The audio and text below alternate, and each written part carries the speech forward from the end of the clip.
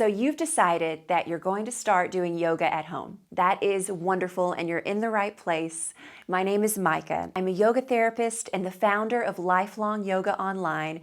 And today I'm here to help you get set up for your new home yoga practice with all the essential props you might need. Let's jump right in.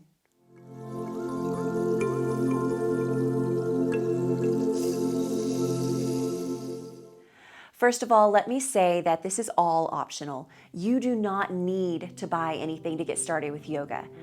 But that said, props can be very supportive for your body in different ways. I'll explain a little bit as we go on, and can even help you get more out of certain postures. So let's start with what might be considered the most important yoga prop, and that's the yoga mat.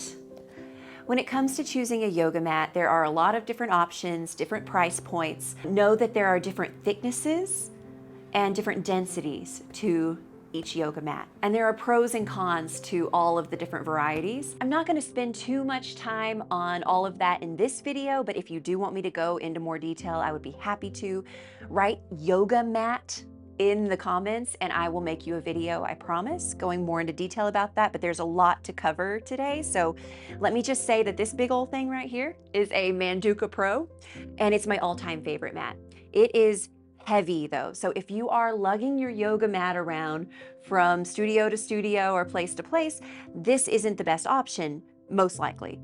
Maybe it is, but if you keep it in your car. But if you are doing yoga at home, this is such a wonderful option.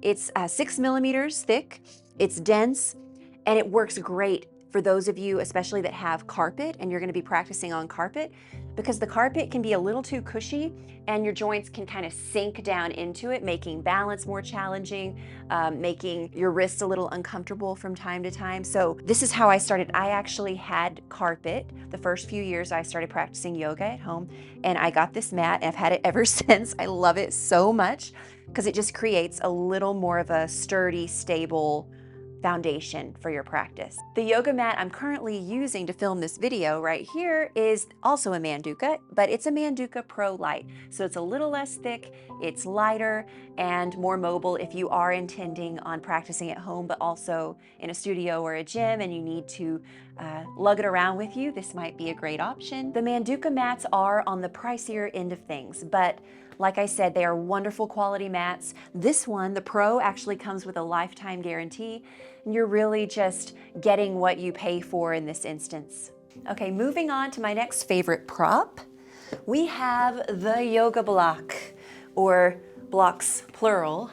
I do recommend getting a couple of these, a pair of these, and you can see I have two different kinds here. I have foam, which are lighter weight, and cork, which are heavier. They both have benefits. I tend to use cork when I need a little more stability in a pose, like in a balancing posture, for example. And the foam blocks are a little softer, so I gravitate towards using the foam blocks when I need a little more comfort. There are so many different ways we can use yoga blocks in our practice, from bringing the floor up to us to bringing awareness and engagement to different parts of the body in certain poses, even using a block to sit on so your hips are elevated and the seated poses are more comfortable in your body. The options are endless, and if you are learning from an experienced teacher, they will guide you in the usage of these props until you learn how to incorporate them into your practice for yourself. Cork will last forever, but the foam blocks are less expensive, so starting with either one would be a great choice. And by the way, I have all of these props listed and linked for you in the description below. You'll want to click on the Yoga at Home toolkit, and that way you can choose what's best for you. Okay, this next prop you probably already have in your house, and that is a yoga blanket. It doesn't have to be anything fancy or specific. You can use any blanket. But I really love these Mexican blankets. They're a good thickness, they are comfortable, they're good quality, and most importantly, they're pretty. No, I'm just kidding, that's not the most important thing. You can really use any blanket, but I do love these, and I have them linked down below. You can use these in a lot of different ways. You might have noticed that I was using mine to sit on. Let me show you how I do that here. So this is so much more comfortable for my body than just sitting right on the floor. where I'm sitting on the edge of a couple of blankets and letting my pelvis tilt forward so it puts my spine in a really nice neutral position, and my hips are above my knees here.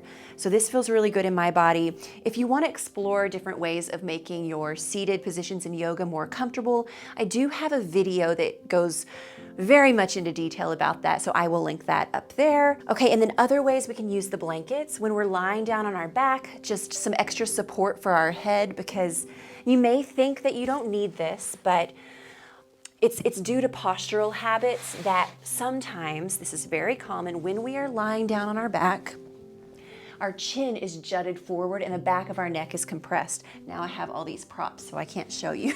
Let's see here.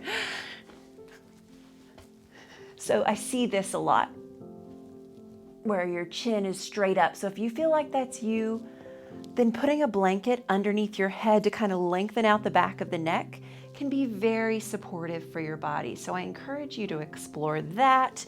You can use a blanket to roll up and put under your knees when you're lying on your back. That can be supportive for the low back, puts the spine in a really nice neutral position.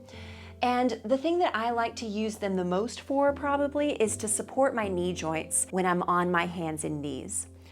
So I figure better safe than sorry, right? Let's make our practice as comfortable as we can. And if you have a hard floor, it can be very uncomfortable on your knees to do all of the hands and knees work. So this just gives a little extra cushion for that.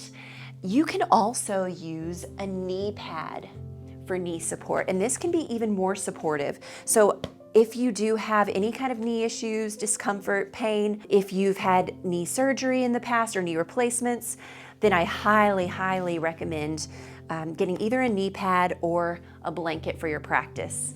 Very important. Okay, we're making a big old mess here.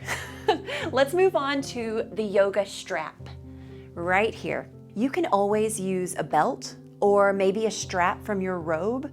Anything like that you might already have at home. Feel free to use that, but I do love this strap.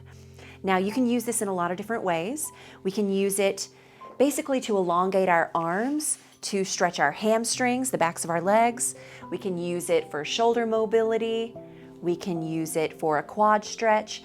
Anytime that you need your arms to be longer to take hold of your foot, so we're not compressing the spine, right, or forcing a stretch deeper than it needs to be. We always want to keep our spine nice and long in yoga when we can, so the strap can really help with that.